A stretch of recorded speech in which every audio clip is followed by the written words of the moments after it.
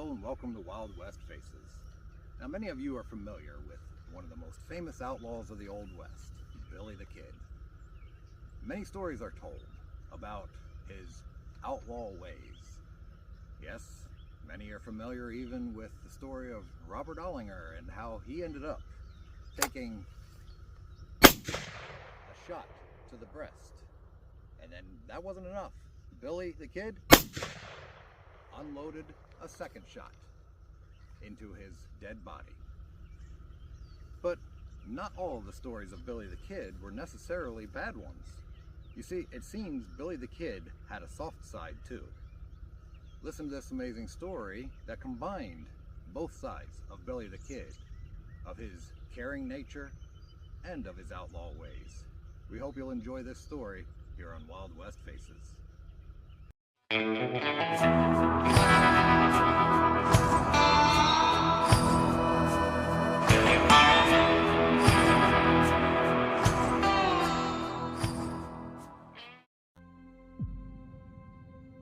Let it be said right here that the Kid was not the cruel-hearted wretch that he was pictured out to be in the scores of yellowback novels written about him.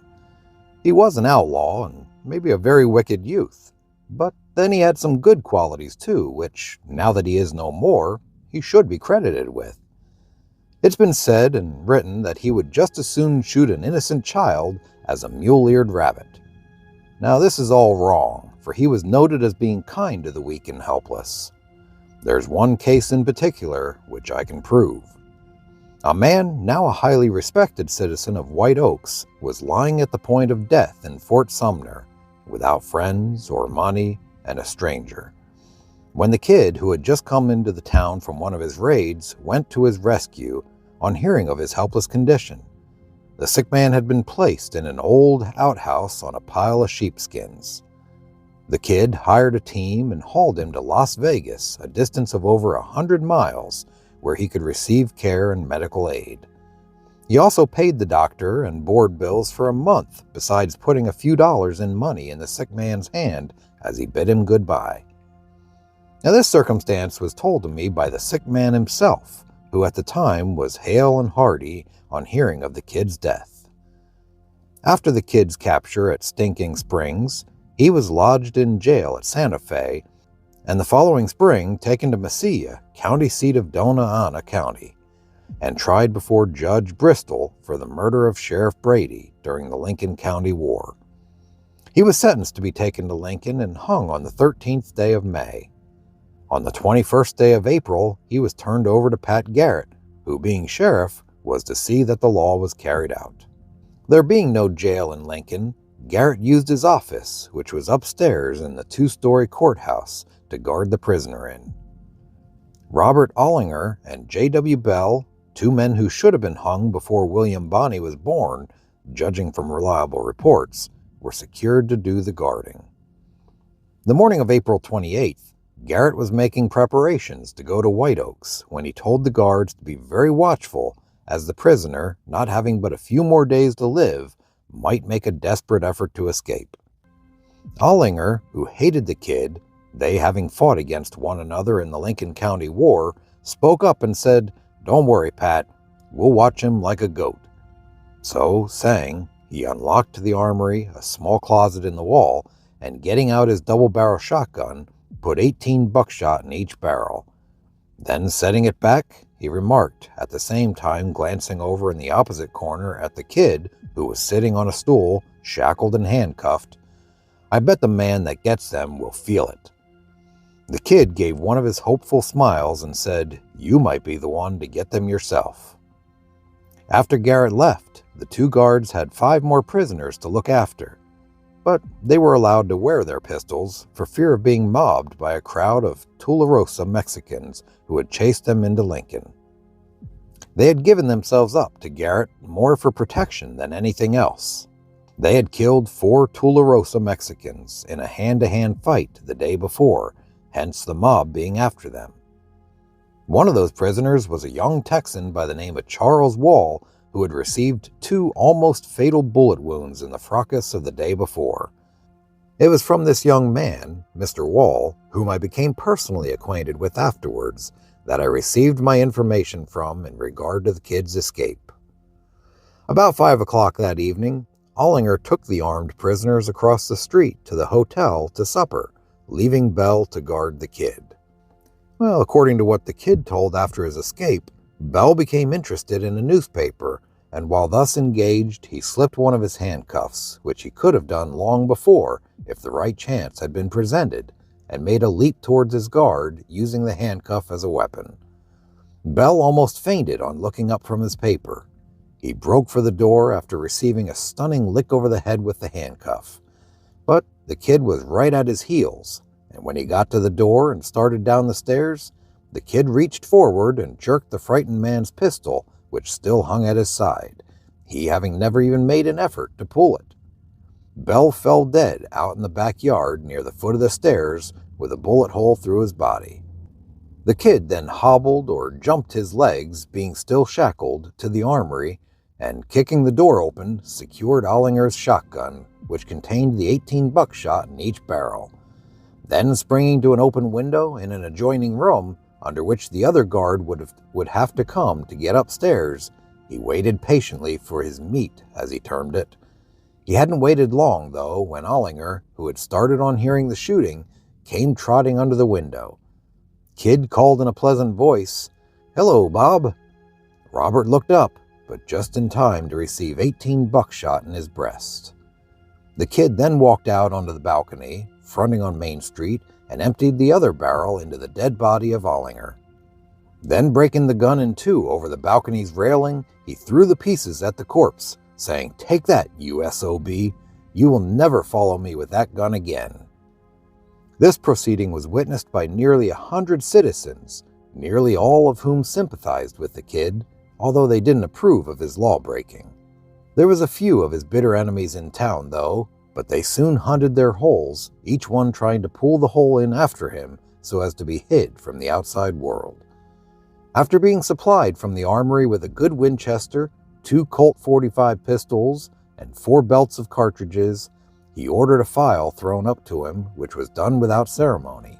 He also ordered the deputy county clerk's pony and saddle brought out into the street, which was also done in double quick time. The shackles being filed in two, he danced around on the balcony quite a while, as though he was the happiest mortal on earth.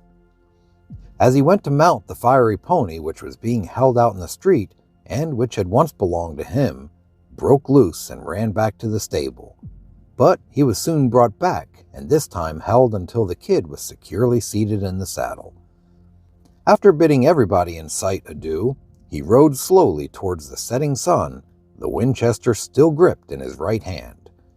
But when he arrived at the end of Main Street, he pulled off his hat and, waving it over his head, yelled at the top of his voice, "3 cheers for Billy the Kid."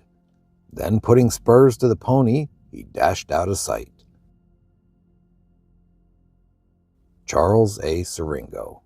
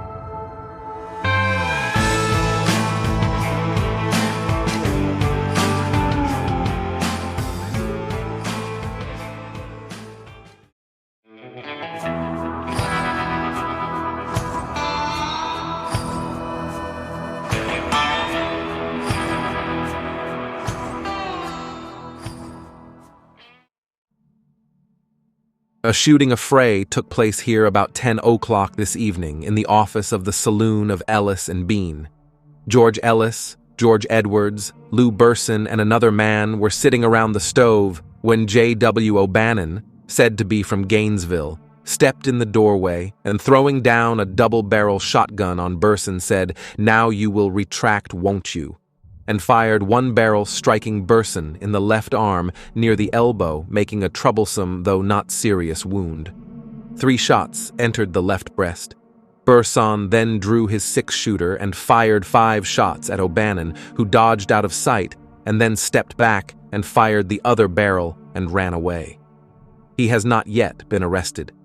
It seems that O'Bannon was drunk and had been disturbing the audience at the Opera House during the performance of Only a Woman's Heart, and Burson had requested him to be quiet. Burson went to the saloon, and O'Bannon soon appeared and began talking abusively of Colonel Young of this county, a friend of Burson's. The latter remonstrated with him and finally knocked him down. O'Bannon left the saloon and soon returned when the shooting took place. Nearly every man in town was at the Opera House, and there was no one on hand soon enough to ascertain which direction O'Bannon took. A posse is now in pursuit, and the sheriff has turned out his dogs, but it has not been learned whether they have taken the trail. Burson is resting comfortably, and the doctor says his wound will be pretty sore, but nothing more serious is apprehended.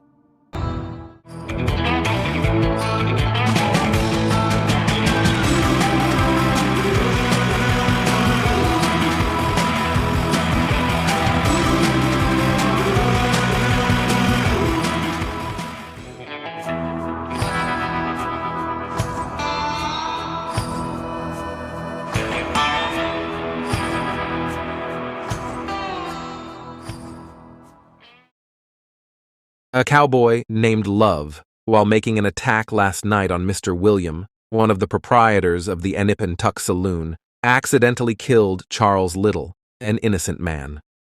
Love, in the early part of the night, visited a dance which was going on. Failing to procure a partner, he became somewhat insulted, and during the fit of disappointment, smashed some of the ballroom crockery. After the dance, he found his way to the Nip and Tuck Saloon, and there overheard William make some remark derogatory to his late behavior. Love instantly struck William, whereupon a fight followed, in which the cowboy got badly used up. His pistol, which he attempted to draw, was taken from him.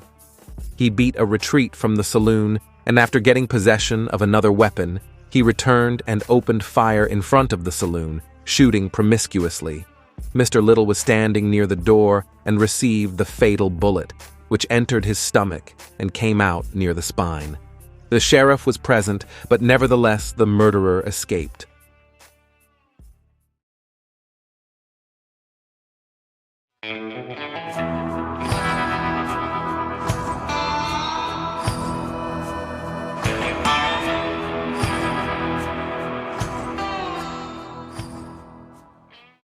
I probably knew as much about John Wesley Hardin as any other Texan. I witnessed the tragedy when he killed Morgan at Cuero, and I kept pretty well up with his whereabouts and doings after I first made his acquaintance in Cuero in 1874, shortly after he came to DeWitt County and attached himself to the Taylor crowd. Jim Taylor was their leader at that time. John Wesley Hardin had just killed the sheriff of Comanche County, and being a first cousin to Jim Taylor, he naturally joined his crowd, well knowing he could bid defiance to all sheriffs in the state with the Taylors at his back. He was a good-looking man, quiet and unassuming. In stature he stood probably about 5 feet 10 inches and weighed about 160 pounds. He had brown hair and eyes, and he wore whiskers always neatly trimmed. In manners, he showed good raising. My father for many years kept up 2 cattle ranches, corrals and boarding houses for the cattle shipping trade, the home ranch being located on the Agua Dulce, a tributary to Big Chocolate Bayou 20 miles from Indianola and 6 miles from Port Lavaca. The other ranch was situated 5 miles from Indianola.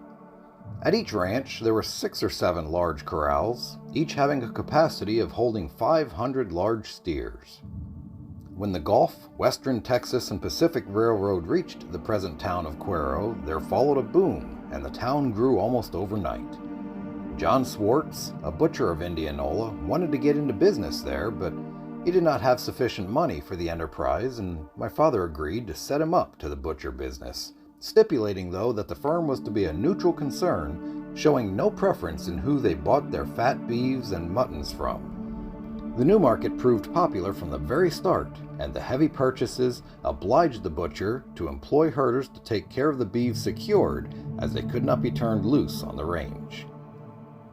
On the day of Hardin's arrival, Jim Taylor brought him direct to Hatch and Swartz Market and introduced him to my father, John Swartz, and myself. I thought him a fine-looking cowboy. He wore goatskin leggings, white linen shirt, a silk handkerchief in lieu of a collar and cravat, velvet jacket, cowboy shot-made boots, and a silk sash. In this sash, he had shoved a naked Colt's .45 pistol, leaving his belt and holster on his saddle. Jim Taylor and Hardin were dressed very much alike, with the exception of leggings, Taylor's being heavy leather and better suited for a chase through catclaw thickets when running cattle. I had known Taylor for a number of years, and to know him was to like him. Nothing of the desperado in his makeup. Shortly after this, there came into Hardin's life a controlling influence that really worked for good. I refer to his marriage to an excellent woman who, if I remember rightly, she was the daughter of Neil Bowen. I may be mistaken in the identity of this lady, but there is no mistake in the influence that she wielded over John Wesley Hardin for his good. While it began in DeWitt County, this influence followed him to Florida, and from there back to Comanche County, Texas, where he received a sentence of 25 years in the penitentiary for the killing of the sheriff of that county.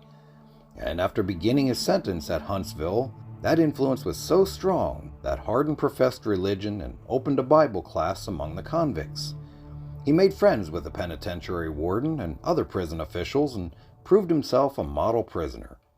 Sometime after he began serving his sentence, a number of desperate convicts planned to overpower the guards and escape, and because of his friendliness to the prison officials, Hardin was kept in ignorance of the plot.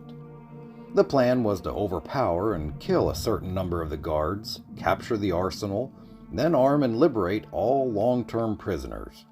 And but for John Wesley Hardin, the plan would have been a complete success. As soon as the rush started, the convicts seized guns and began shooting down guards and were rapidly gaining flight when the warden rushed to Hardin's cell and asked him if he would help put down the insurrection. Well, he told the warden to arm him and he would do all that he could. They hurried to the attack and began pouring a deadly fire into the convicts, and when they saw Hardin with the guards and saw several of their men go down before the accuracy of his aim, they began to weaken, and the handful of guards, with Hardin's help, drove each surviving criminal back to his cell. When all were safely locked up, Hardin surrendered his borrowed gun to the warden and asked to be conducted back to his own cell. Thus he became the hero of the Huntsville Penitentiary. The newspapers published accounts of his heroic assistance in suppressing the uprising of the convicts, and many visitors were given permits to interview him. In fact, a movement was started to get a pardon for him, prison officials and people on the outside becoming interested in this matter. Petitions were circulated and the necessary steps were taken. And in the midst of it all, a little woman was rejoicing, for she realized that her work and her influence had not been in vain. She believed in John Wesley Hardin, and she believed she could reform the man she so dearly loved.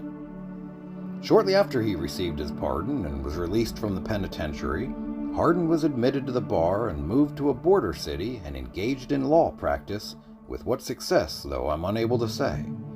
I do not know what became of his wife, whose influence over him was always for his betterment. John Wesley Hardin was a most remarkable man.